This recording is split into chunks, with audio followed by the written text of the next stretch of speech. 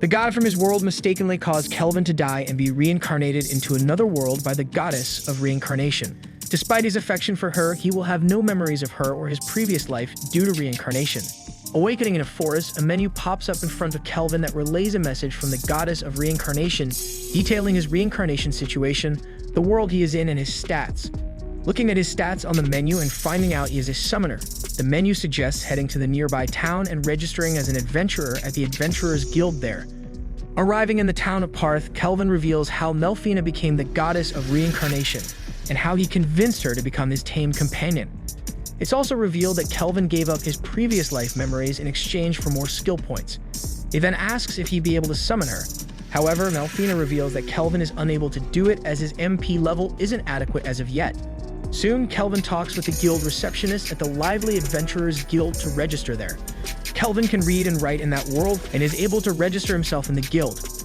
To avoid attracting attention from the nation lords because of his title summoner, Kelvin puts himself down as a green mage. Once registered as an F-rank adventurers, the receptionist discloses the guild's ranking system and other pertinent information. Afterward, Kelvin purchases a wooden rod from the weapons store and heads to the grassy plains outside Parth to search for some blue slimes.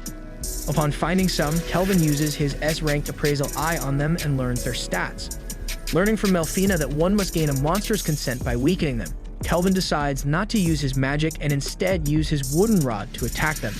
However, this attempt fails and causes him to get struck in the stomach by one of the slimes. Despite this, Kelvin continues to try and fight it, and is soon able to make a contract with the slime. Kelvin names his new slime companion Clotho and learns he can communicate with his companions through wordless contact. After calling that skill his servant network, Kelvin summons Clotho, and with his help, defeats the slimes in the area. Returning to the town with enough gold, Kelvin takes a detour down an alleyway and finds a slave trader showcasing his slaves for sale. A half-blooded elf catches Kelvin's eye, but he pays no mind to it. The following day, Kelvin goes on a monster hunting spree with Clotho. At the Adventurers Guild, Kelvin learns from Ainge that he's been promoted to E rank, but expresses concern for him taking on higher-ranked missions without forming a party. Noting that Kelvin will be vying for D rank next, Ainge advises that he upgrade his equipment before he takes the necessary steps toward his new goal. Acknowledging the advice, Kelvin asks to take on a D rank quest. It's then that an adventurer named Cashel suggests that he take the Black Ghost Knight quest. Cashel introduces himself to Kelvin as a D rank adventurer. A conversation from some adventurers in the guild reveals that Cashel has the strength of a B rank and is a rookie crusher. Cashel offers Kelvin to join his party. However, Ainge admonishes it as the Black Ghost Knight is reportedly stronger than the others. On the other hand, Kelvin declines the offer, and when Cashel still insists, Kelvin uses his appraisal eye on Cashel to learn his stats and ominous title. So in light of this, Kelvin suggests they have a competition between them of who can defeat the Black Ghost Knight first. Cashel accepts the terms with a tad of reluctance and leaves as Kelvin plots how he will handle the situation. Cashel regroups outside the guild with his two shitty party members, Jimmel and Raj. Around dusk inside the Wicked Spirit's castle, Cashel's group reaches the castle's hallway just before the throne room, where they find the bodies of undead skeletons scattered across the floor. Kelvin comes out of hiding with his verdant staff in hand, and Cashel's group notice this internally, citing that he's a wind mage and how they'll handle him.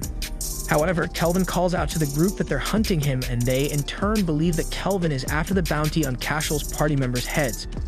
Uninterested in that, Kelvin taunts the group, making Raj step forth to try and attack Kelvin, only to fall into his swampy floor trap called Mudvine. Cashel deduces that Kelvin cast the spell using his concealment skill, and following his instincts, Jimmel fearfully flees the scene, only to be confronted by the recently evolved Clotho. A flashback reveals that after Kelvin killed enough monsters, Clotho evolved from a blue slime to a slime Glutonia. Back in the present, Clotho easily defeats Jimmel, and then Rage escapes his swampy confines only to be constricted by Clotho. Cashel is sequentially dealt with by Kelvin. Wasting no further time, Kelvin heads into the room where the Black Ghost Knight stood, and after using his appraisal eye on him, learns his name is Gerard as well as his stats and skills. After he observes Gerard's skills, Kelvin notes his interest in recruiting him. This leads to the two having a civil conversation, and Kelvin learns a bit about why Gerard became a monster. Wanting to make a contract with Gerard, Kelvin duels with him. During the fight, Gerard recalls the memories of the fall of the kingdom he once served called Alcarl when an elven emissary from the western continent named Gildora came and asked him to join the Lize Empire and destroy the Empire of Deramis. The king refused the offer, but Gildora warned of the consequences of refusing the offer. The kingdom fell to ruin shortly after, and Gerard's wife Betty and daughter Connie passed away. Back in the present, Gerard vows to avenge the land of Alcarl, which keeps him duty-bound to the realm of the living. However, Kelvin defeats him with the combined efforts of Clotho. The next day, Kelvin turns in the quest for the Black Ghost Knight and learns that Cashel's group was imprisoned and will likely be executed for their crimes. As Kelvin celebrates his accomplished quest, Ainge informs him that he's to be promoted even further by the guild master. Atop the stairway, Kelvin runs into a finely dressed older man. Kelvin meets the guild master, departs Adventurers Guild Leo, and he uses his appraising eye on Kelvin to discern who he is. Within the guild master's room, Kelvin is served some tea by Leo as they discuss Kelvin's recent accomplishment in subjugating the Black Ghost Knight and revealing Cashel's insubordination. However, Leo asks Kelvin if he is, in fact, a summoner, and after following the advice of his tamed monsters, admits that he is, but asks why Leo did nothing about Cashel when he knew about his shady involvement. To that point, Leo confesses that he couldn't lay a hand on Cashel because he's a noble from the militant nation of Trison and needed solid proof for his claims. Getting to the point of the conversation, Leo expresses his desire to become friends with Kelvin, knowing he's met other worlders in the past, being the heroes of the Holy Empire Deramis. Melfina notes that she was the one who reincarnated them and promises to tell Kelvin more later if he's curious. Leo continues his explanation about the heroes of Deramis, claiming that the priestess there foretold of the revival of the demon lord. Kelvin deduces that Leo wants him to protect the town in the stead of the heroes, and Leo confirms it. Afterward, the innkeeper Claire congratulates him for reaching B rank in the guild. Enjoying his lunch in his room, Kelvin has Melfina disclose her information on the heroes of Deramis to him. Her information on the heroes was vague, and they were chosen due to their good looks and knowledge. After hearing this, Kelvin decides to retrieve his reward money from Clotho and heads off the alleyway where the slaves are being sold. Upon reaching the alleyway, Kelvin spots the half-elf from the other day. The slave trader reveals that nobody wishes to purchase her due to her curse that burns anyone who touches her. Getting more information about the curse from Melfina, that it's the Fire Dragon King's curse, and that the only way to break it is an A-rank white magic spell called Sacred Bless. After leaving the scene, Kelvin later returns and purchases the half-elf named Ephil. Kelvin also casts Sacred Bless onto Ephil, breaking the curse placed on her. Later, in Kelvin's room, Ephil is told all of Kelvin's secrets about himself and has her allocate her skill points to her choosing. A month after Kelvin purchases Ephil, the two explore the dark purple forest and subjugate many of the monsters there to level up Ephil and have her gain new skills and abilities. Later that day, Kelvin's group reported the successful subjugation of a wicked sagtree Ainge at the Adventurers Guild, who congratulated them. She also informs them that one more successful quest they complete will allow them to take the rank-up exam. It would allow Kelvin to become rank A and Ephil rank B.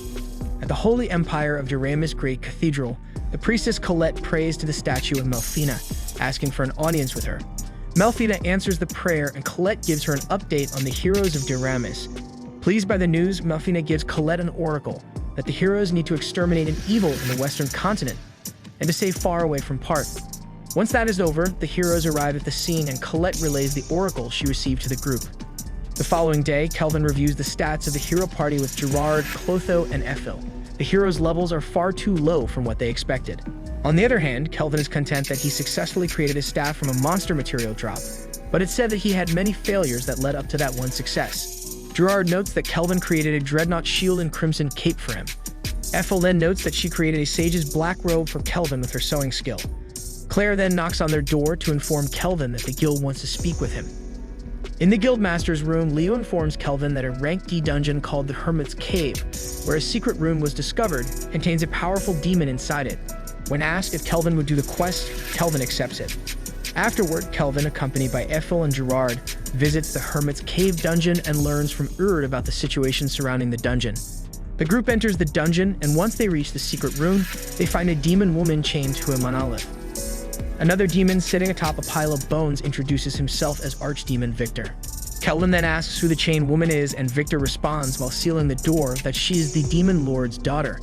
Melfina then informs Kelvin that there were 3 Demon Lords in the past, and the lady must be Gustav's, the current one's daughter. Victor lunges toward the group, but Gerard protects him with his shield, and Victor's plans are sequentially revealed to become the next Demon Lord. An exhilarated Kelvin tells Victor of his excitement fighting against him, and his opponent humors him by casting the black magic spell Haze Army. The spell resurrects a group of demons from one of the skeleton piles nearby, and with a snap of his finger, Victor orders the monsters to attack. Kelvin notes that the monsters are B-ranked and with his wand casts Wind Shot to destroy a small pack of them while Gerard helps him take out the rest. Victor complements the two skills and then uses a smoke bomb to conceal his presence and launch a sneak attack. However, Kelvin could sense his presence and alerts Gerard, who immediately counterattacks. Despite this, Victor overwhelms Gerard and directs his attention to Kelvin, which Clotho use magic absorption on him and then casts Glory's Sanction. The attack binds Victor's left arm, but it's not enough to hold him. Hence, Kelvin casts Vortex Edge to enchant Gerard's sword. As Gerard goes to attack Victor, Aphel will reveal herself and shoot her blaze arrow at Victor. With Victor's right arm charred beyond use, Gerard then slices off his left arm. Although pleased by this outcome, Kelvin has the group fall back as his Glory's Sanction just expired. Victor compliments the group for doing the second most significant damage ever done to him and blames losing his edge from the peace of that era. However, Victor wasn't going to give up and cast Jin Scrimmage on himself to enshroud himself in a dark, ominous force. To prevent the spell from finishing being cast, Kelvin, Aphel, and Gerard each cast a spell or use a skill against Victor, but they're too late. Victor then manages to get the upper hand on Gerard, but before he can attack him any further, Aphel distracts Victor's attention with some arrows. It allows Gerard to launch a counterattack against Victor, who then is overwhelmed by Clotho spitting out all the failed weapons Kelvin created at him. Clotho causes Victor to be slammed against a wall and for rubble from a pillar to topple over towards Sarah. Victor catches and moves the piece of rubble that would have crushed Sarah, moves it to the side, and faints on his back while conceding defeat. Kelvin then calls out Victor's lie to eat Sarah, to which he answers that if he didn't lie, Kelvin's party wouldn't have fought as hard as they did against him. To his admission, Gustav entrusted Victor with protecting Sarah as her caretaker. A flashback shows Victor's past as the caretaker for Sarah. In it, Victor is shown training Sarah in magical pugilism. Eventually, the hero's party attacked the Demon King's castle. Although King Gustav's life was in danger, he put his seal on Sarah that only a human could break and sent her to a faraway place where she'd be safe. When Victor finally found Sarah, he'd protect her and wait for the hero to be dead and for an era of peace to revive her so she could become the next Demon King. Before he dies, Victor asks that Sarah join Kelvin's party. Kelvin then breaks the seal on Sarah, and when she awakens, she tearfully curses Victor and her father for their selfishness. Outside, the party is met by Erd, who is shown proof of subjugation of the demon in the dungeon. Erd accepts the item, but asks who the lady Kelvin was carrying on his back was, and Kelvin answers that it was someone the demon possessed. In truth, it was Sarah wearing a camouflage hairpin to hide her wings and horns. Afterward, Kelvin evolves Gerard into an abyssal knight commander. After Kelvin has a brief conversation with Sarah, he and his party take Sarah to Parth and show her around a bit. Later, Kelvin reports to the Adventurers Guild about successfully subjugating the demon in the dungeon, which elevates him to rank A in the guild. Kelvin formally tames Sarah as one of his tamed monsters and later shows off the fruits of his S-rank blacksmithing and Aphel's S-rank sewing in his room. Sarah showcases the weapon Arondite, created from Victor's armor and Armor Queen's Terror. Onto Gerard, he receives a new magical sword called Thiensleif. The group ride on a wagon heading toward Toraj. Sarah notes that some hidden people were watching them. At that moment, a group of bandits led by a lady introduced themselves as the infamous Black Wind Gang. The wagon driver recognizes them as an infamous gang that mainly work around Toraj, but were said to have been taken out by an A-rank adventurer from Tryson. Using an appraisal of the bandits, Kelvin allows Sarah to handle them independently, but doesn't allow her to use the Arondite. Exiting the wagon, Sarah first handily defeats the bandit Ensu, who tries to capture her. Frightened by Sarah's unnatural strength, the head of the bandits sends out the others to deal with her, but quickly gets overwhelmed as well. A large mallet-wielding bandit named Gilda also gets overpowered by Sarah, despite having above 200 level strength. With the bandits now captured, the head bandits claim their boss is level 70, which intrigues Kelvin and asks her for more information. Finally reaching their destination of Toraj, Kelvin notes how it resembles old Japan. Afterward, the group reaches Tora's Adventurers Guild and turns in the bandits they captured. They're formally thanked by the guild master Mist. As Mist informs the group, she and Leah were at the same party back in the day, and his title was the Analyzer. Moving onward, they discuss the matters involving the Black Wind, where Tryson's famous adventurer Kristoff supposedly destroyed the group. However, they're now back and capturing people for the slave trading business. Despite knowing that the group is in Toraj, no actions can be taken against them because it would cause a rift between the Tryson and Toraj. Wanting to find the bandits, Kelvin has Sarah try and locate one of them. Upon trying, Sarah finds a level 50 person by the town entrance. Hearing this excites Kelvin as the heroes of Deramis arrive in the town. Later, the heroes of Diramis learn of the bandit situation, and although Toya wants to deal with them, Setsuna admonishes him from getting involved. She reasons that they're to head west under the guidance of Melfina, but Toya insists they stay and help the people that are in need. While Toya and Setsuna bicker about the situation, Mist notes how Kelvin requested she relay this information to the heroes and recalls how Kelvin had a plan that'd suit his needs. Down in the bandits' base, a bandit named Hope was about to violate a little slave girl named Ruka, but Kelvin's party arrives at the scene in the nick of time. Hope then tries to attack them, but is taken out by a Gerard in a single punch. Upstairs, Kristoff, revealed to be the bandit leader, talks with Prisra, informing her that Karna, the head bandit from earlier, had been captured. At that moment, Hope appears at the room door and faints to the ground upon its opening. Kelvin then goes after Kristoff, Sarah after Prisra, and Gerard after another member named Otto. Although Kristoff is excited to fight against Kelvin, he corrects them that they're not there to fight, but to prepare themselves for the main course. Soon the heroes of Diramis reach the bandits' hideout and reaching the room where the slaves were held captive. The heroes also encounter Clotho. Drawing his sword against Clotho, Luca stands in the protection of Clotho, claiming it's the pet of their savior. Understanding his mistake, Toya introduces himself as the hero of Diramis to them all. A member of the group named Nana communicated with Clotho and revealed it was there simply to protect the slaves from any harm. Also, Luca's mom asks the heroes that they save the rank of heroes who are in trouble. Wasting no time, the heroes rush to where Kristoff and his companions were at and find them all knocked out on the ground. They then confront Kelvin's group, who had awaited the heroes' arrival. The heroes of Diramis confront Kelvin's group and accuse them of being the Black Wind. Kelvin plays along with the accusation and boasts how vulnerable Gilda's group was. Unnerved by Kelvin's audacity, the heroes of Diramis individually introduce themselves, and Toya proclaims justice will be served against them. Hearing this declaration makes Kelvin laugh and mocks them, claiming they're too weak, but proposes a game where he'll face off against them all, and the winner has their wish fulfilled. Afterward, they change their location to a more open area, and Ethel reveals that Kelvin planned that if he won, he'd have the heroes testify against Kristoff and his gang. On the opposite side, Toya chastises Kelvin, believing he's the Black Wind bandit group with a string of nefarious deeds under their belt. Wasting no time, the heroes call upon their individual fairies' blessings and Toya starts the attack. Kelvin then casts radiant lances against them, forcing Toya and Setsuna to block the attacks. Nana then calls out the tamed monster named Mooney from her bag to use fire breath against Kelvin, and he briskly dodges the attack with an agility buff. He then uses his skill eater on Miyabi. Kelvin then claims that he stole Miyabi's parallel thinking, causing Toya to attack Kelvin as Setsuna and Nana tend to the incapacitated Miyabi. The agitated Toya attacks Kelvin in close proximity to prevent him from casting any spells. However, Kelvin manages to hold Toya off with a single hand, utilizing Sarah's borrowed S-rank martial arts skill. Kelvin casts Adamant Rampart, creating a stone blockade from the ground. However, Setsuna manages to slice right through it. Appearing from behind the falling rubble, Kelvin casts a giant fireball aimed at Setsuna, but Toya blocks it with his sword.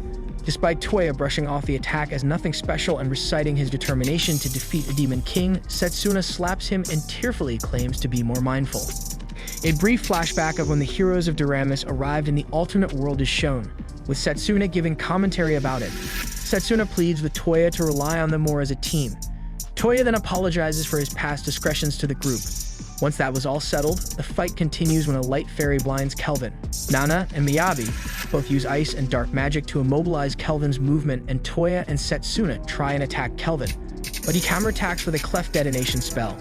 After curing himself of his blindness, Kelvin compliments the group for their efforts thus far. He goes on to advise the heroes of their inadequate combat techniques. Enraged by Toya's advice, the heroes entrap and restrain Kelvin in what appears to be a disadvantageous situation. However, Kelvin summons his adamantine guardians and utilizes the parallel thinking he stole, creating a new spell, Radiant Crossfire. Using that spell frees Kelvin from his restraints and one by one takes out the hero party. Afterward, Toya awakens and is fully explained the truth of who Kelvin and his group are. Toya then formally apologizes to Kelvin after he learns everything, and Kelvin promises not to hold anything against him so long as he follows up with his side of the bargain. Speaking on behalf of his team, Toya agrees and Kelvin's team is asked to strip, much to their dismay. Kelvin, Miss, and a guild receptionist watch as Luca, her mother, and other freed slaves are driven away on a wagon. The heroes of Diramis are shown in a cave struggling against a giant octopus they're facing off against as Kelvin observes them. Despite Kelvin giving the group advice on how to proceed, they still struggle to fight against the octopus monster, and when they finally manage to defeat it, Kelvin allows the picnic to start. During the picnic, Daramis priestess Colette is mentioned. Furthermore, Toya details how Colette summoned them, and before they reached the alternate world, they met with Melfina. Kelvin asks the group how they take upon an S-class dungeon with their current strength. Toya answers that they have to run due to their inadequate power. Just then, Sarah fishes up a sinister dragon, the boss monster of the cave. As Sarah fights against the dragon, Kelvin then states that his action would cause the people he's sworn to protect to suffer. Afterward, Kelvin and his group see Toya's group off as they take a boat ride to their next destination. He gives each of them a pendant as a going-away present. As Kelvin watches, Toya's ship sails off. Gerard approaches Kelvin and asks him what's on his mind. Kelvin then asks Gerard if the country Lysaea that destroyed his home country Alcarl is located on the continent across the sea, and Gerard confirms it. Sequentially, Kelvin asks if they were to pick a fight with Lysaea, would they win against them? Gerard then answers that he believes they would, but Kelvin wants to defeat the other S-class monsters on the continent they're on now. Kelvin also reveals that the pendants have a minor stats boost enchantment and a secret function he hopes will never have to be used. Sarah then informs the group that a messenger sent by Guild Master Mist said an important person wants to meet with them. Afterward, Kelvin and the group meet with the Queen of Toraj, Tsubaki Fujiwara, who thanks them for dealing with the Black Wind Bandits and the S-rank dragon. Despite her desire to hold a feast for their achievements, Tsubaki cannot due to the conflict surrounding Trison, but she still hopes to reward them appropriately. Tsubaki then asks Kelvin what he'd like. Kelvin answers the right to purchase the rice there. Several days later, Tsubaki tries to seduce and entice Kelvin by staying at Toraj, but he flatly rejects the offer because they wish to return to Parth. To help them along the way, Tsubaki allows Kelvin's group to use Toraj's teleportation gate. Eventually, the news of Kelvin meeting the Toraj queen spreads thanks to Ainge. However, he downplays it, stating he has no plans to settle there. Afterward, Kelvin and his companions purchase a house. Luca and her mother arrive at the house as they are hired to be house servants. That night, Melfina returns to Kelvin in the avatar body she talked about before. Later in the living room, Melfina asks to be called Mel instead of her full name to avoid any conflict with Daramis, and then bestows Kelvin a blessing that has a couple of effects. The first effect is it prevents him from receiving a fatal wound once a month. The second is the ability to summon heroes. Afterwards, Sarah and Mel spar against each other as Luca and Gerard observe the fight. Outside the mansion, Kelvin contemplates whether or not the heroes of Daramis made it to the western continent and about his new hero summoning ability. Once Sarah and Mel finish their spar, they retire to the bath area where Ethel offers her services to them. Later, Mel meets Kelvin in the backyard and he asks her about the importance of heroes. Before she answers the question, Mel talks about the Demon King first, which all Demon Kings possess a unique skill called Papilla. It's a skill with two abilities. The first ability multiplies the evil within its user, and the second is the nullification of all damage. That's where the heroes come in, as their nature is fundamentally different from those in that world. Noting that if Kelvin is anxious about the hero's summoning process, Mel suggests that he perform a reincarnation summon and explains the two different summoning techniques. That night, Kelvin decides to summon a hero through a reincarnation summoning process. Recalling all of his tanned creatures, Kelvin drinks a recovery potion given to him by Ethel, and after drinking it, is guided through the reincarnation summoning process by Mel. Once Kelvin commences the process, the summoned person starts picking their skills, abilities, age, and appearance. The hero summoned was named Rio, and she tearfully thanked Kelvin for summoning her. Rio then collapsed due to exhaustion from her reincarnation. Afterward, Rio wakes up in her own room and immediately heads outside to take in the area. Rio was then joined by Kelvin, who told her that he was also reincarnated into that world. Kelvin then explains his time in that world thus far. In turn, Rio explains her backstory to Kelvin as a sickly individual whose only escape was through books and how grateful she now is in the new world. Furthermore, Rio asks to join his adventurer party and Kelvin accepts the offer. In his room on his bed, Kelvin wakes up during the night to find that Sarah, Mel, and Rio. Later that day, Kelvin allows Rio to frolic around the dark purple forest with a Clotho clone on her shoulder. Kelvin then informs Ruka and Ellie, who both have Clotho clones on their heads, that he's going to have them leveling up using his experience share technique. Ethel then reports that a shadow wolf is making its way toward them, and Kelvin allows it passage so he can deal with it himself. Using air pressure against it, Kelvin tames it once its HP is halved. Kelvin then summons the newly tamed shadow wolf, and immediately, Luca and Rio hug it. Ethel then reports to Kelvin that Erd's party is approaching the area. Once Erd's party reaches Kelvin and his group, they inform them of their plans to slay the monsters around the area for a chance to be promoted to B rank. Kelvin then introduces Luca and Ellie to Erd's party as his maids at his mansion. Mel and Rio then introduce themselves to Erd's party as well. The beautiful girls' introductions make Erd's party members envious and run away. When Sarah's group returns from their monster hunt, it's revealed that they eliminated all the monsters in the forest. Kelvin would later meet with Erd and formally apologize to him. Erd downplays the situation but recommends that he report it to Leo, who would likely have Kelvin take the S-rank promotion exam. Afterward, Kelvin and Rio bathe the Shadow Wolf in the mansion courtyard. Kelvin contemplates the S-rank exam and Rio reveals that she named the Shadow Wolf Alex. Kelvin assigned Alex to Rio as her partner. That night, Kelvin learns from Sarah that 14 assassins have surrounded the mansion, and Sarah notes that despite Sarah telling her about them, she couldn't sense their presence. Using the Farsight skill he borrowed from Eiffel to analyze the intruder's level, Kelvin manages to locate the leader as the one with the highest level. Deciding that fighting against the intruders will be a perfect test for Rio, Kelvin has her fight against them and gives her a mini Clotho, and uploads his Farsight and Analyze skills to the slave network. Lastly, Kelvin gives Rio the resonating mithril sword. Outside of the mansion, the intruders are not only revealed to be associated with Christoph, but also Trison. Once the intruders lay foot on the property, Rio and Alex deal with them as Kelvin and Sarah observe their actions from the safety of the mansion. The moment the intruders are defeated, Kelvin has Clotho clean up the area and then goes to deal with the stragglers outside of the mansion. Meanwhile, at Trison Castle, Zell, the Emperor of Trison, holds a meeting with his generals and children regarding the recent exposure of their cooperation with Christoph and his slave trading ring. Because of this revelation, Duramis, Taraj, and Gon are all planning to form an official alliance to fight against Trison. Despite informing the nations that Christoph has nothing to do with Trison, Emperor Zell worries that's not enough to allay their suspicions. Tristan then suggests that they go to war, believing the weak nation's military forces are weak compared to theirs and that now would be an optimal time to unify the continent. Although sounding as if she speaks in favor of the endeavor, Shutora voices her opinion against it. On the other hand, her brother Asgard speaks in favor of it. General Dan also sides with Shutora, leaving the final vote at an impasse, leaving the tiebreaker to General Clive. Afterward, General Dan's son, Jin, relays a message to Clive in his room, where he has just finished performing his hedonistic tendencies. Riding a wagon through the Crest Forest located southwest of Gond, Kelvin's group rush to an elven village. Sarah then mentions how strange it is that elves are living on the eastern continent. Mel then explains that over a decade ago, elves from their native western continent migrated to the eastern one and are currently under Gond's protection. A flashback from Kelvin's meeting with Guildmaster Leo reveals that there have been small-scale skirmishes between Trison and its neighboring border country Gond. Trison's reluctance to start any trouble with Parth or Taraj is notable too, which leads them to believe acts of forced recon and slavery is being committed. Leo surmises that an invasion from Trison will happen in the future and will likely start a war. Leo then gives Kelvin a special quest by Leonhard Gon, the Beast King of Gon, who wishes to meet with Kelvin personally. Back in the present, Gerard comments on how fortunate Kelvin is to have King Leonhard perform an S-rank promotion. Kelvin notes that he also needed Queen Tsubaki's approval for the exam. After a brief history of Leonhard's past is given, and the group discusses the task at hand to defend an elven village from an S-rank monster, which Kelvin believes is linked to Trison.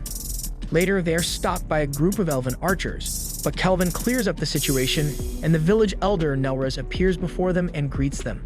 Before continuing, Nelrez recognizes Eiffel as Rumil, and exasperatedly asks how she's still alive. Afterward, in the elven village, Nelrez apologizes to Kelvin and the party for his earlier behavior, and Kelvin asks about Lumil. Nelrez then explains the elven village's past when they were settled in the western continent. When the fire dragon appeared in front of the village, he demanded that the elf who had humiliated him come forward or he would burn the village to the ground. It wasn't until nearly half of the village was destroyed that Lumil stepped forward and asked that the dragon calm its rage. Proclaiming that Lumil wasn't the one, the dragon promised to stop if she became his bride. Lumil accepted the offer and before leaving with the dragon left a pendant in Nelrez's care. Nelrez admits that Lumil's dead and bloody body was found in the forest a decade later. Fearing the dragon's return, the elves flood to the eastern continent. It's speculated that Lumi was Eiffels' mother, and that the dragon wasn't her father since only a human can reproduce with an elf. Switching over to the main subject, Nelrez explains that monsters who can penetrate the barrier erected around the village kidnap the village elves. Briefed on the situation, Kelvin and the party agree to help Nelrez and the village, and Kelvin asks Nelrez permission to make some minor renovations to the village and Nelrez agrees. That night, monsters lead by a commander from Tryson and his soldiers lead them to the elven village under General Tristan's orders. Soon, the soldiers working under the commander are smacked one by Ethel with her newly gifted shadow bow created by Kelvin, who gives recon support. Meanwhile, a lone messenger informs the vice commander that Unit 4 was wiped out and its battalion commander was taken hostage. It's further reported that the monsters, all of which were B rank, were taken out by an adventurer's party. The vice commander then uses their secret weapon when Mel and Rio arrive at the camp. A huge lord then appears and Mel has Rio and Alex take care of it, as a way for Rio to prove she's a true adventurer. Accepting the challenge, Rio attempts to attack the huge lord's head with her sword, but it breaks on impact. Regaining her composure on the ground, Rio asks for Clotho and Alex's help, which Cloth spits up some new weapons for Rio and Alex to use against the lord. Rio's dual blade attack with Alex proves effective as it brings the lord to its knees, but causes it to change into its true form, the Furnace Lord. However, Rio takes out the Furnace Lord with her Generate Edge attack. Back at the village, General Clive, accompanied by 5 personal soldiers, attack Kelvin and Ethel.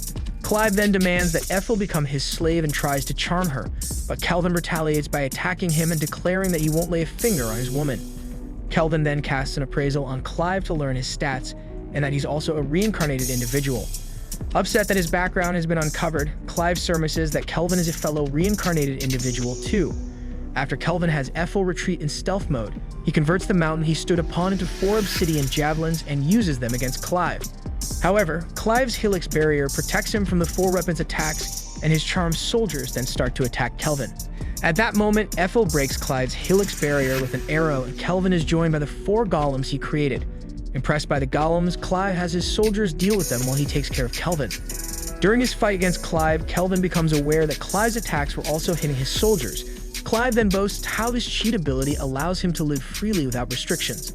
Clive recasts his Helix barrier and the fight continues. After their exchange, Kelvin manages to break Clive's Helix barrier and scar his face. On the other hand, Clive manages to break Kelvin's staff, which he has Clotho devour. Enraged, Clive casts a rank S spell, Tempest Barrier, causing the surrounding area to be caught up in its windy fury. So Kelvin has Clotho bring out his Black Staff Disaster. Powering up his staff, Kelvin uses it to break Clive's Tempest Barrier and, in the process, slicks a nearby mountain's top off and Clive's legs. Before Kelvin could finish Clive off, he was teleported away by General Phase, who was close by riding on a golem. Phase then introduces himself and says he's the mastermind behind the attack on the Elven village. Despite Kelvin demanding that Phase hand over Clive and his accurate deduction of the golem monster under his control, Phase rejects the demand, but claims that victory was his that day. However, to Kelvin it was a tie, and has the party return to the village to recuperate. Meanwhile, at Tryson Castle, Clive is chained and cuffed onto a table and under Phase's command, tortured by his 4 charmed soldiers as an experiment for cursed weapons. Back at the Elven village, the villagers and Kelvin's party celebrates with a banquet, and Kelvin watches atop a hill not too far from the place. Soon he's joined by Ethel, who shows him a medallion that once belonged to her mother, and Kelvin attaches it to her hair. It's then that Ethel requests that she serve him for life, and he happily accepts. They're soon joined by the rest of Kelvin's party and a little elf girl who turns out to be Leonhardt Gon in disguise. Gon claims that Kelvin passed his S-rank exam, and his official promotion ceremony will be held in 4 days, featuring mock battles with other S-rank people. The news excites Kelvin, and he can't wait to face off against more strong opponents. The end. Be sure to subscribe for more amazing recaps.